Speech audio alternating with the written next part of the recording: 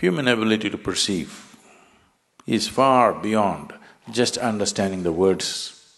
Right now I'm speaking. Your ability to perceive is actually far beyond just the words that you hear. But because the mind is trained right now, not only to hear and record, desperately trying to remember, note down, some of you, the hands are itching. Something that you think is valuable has to be written down. But human perception goes far beyond this.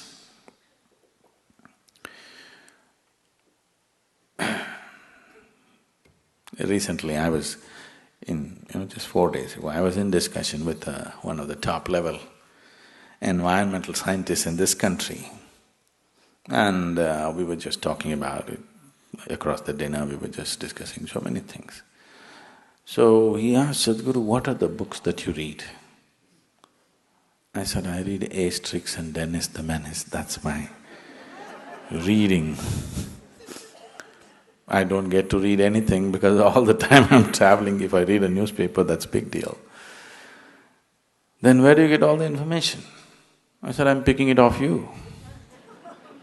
You did all the study, why should I go through it again? I don't open all those books. You're sitting here and I'm picking all the things and I'm talking about it. But where do you get all the technical words? I said, don't you have it in your brain right now? I can pick it off you, whatever I want. I won't go about studying all that nonsense because anyway, the jargon doesn't mean anything to me.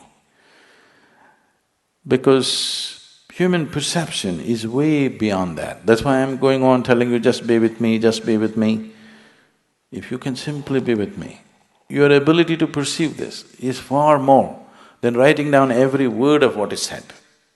If you have all these words, you still won't know anything. Actually, shall I tell you the secret? Buy yourself an Oxford dictionary. Everything that I say is already there. No? You just have to arrange it. It doesn't get you anywhere that way. So to enhance perception is very important because only what you perceive you know. Rest is all stories and imagination, isn't it? What you perceive and you experientially know, that's all you know. Rest are just empty stories. It doesn't matter how great the story is, it is still an empty story which won't make a difference in your life. If it has to make a difference in your life, there must be an experiential dimension to it. That will happen only if you perceive. You heard of Vivekananda?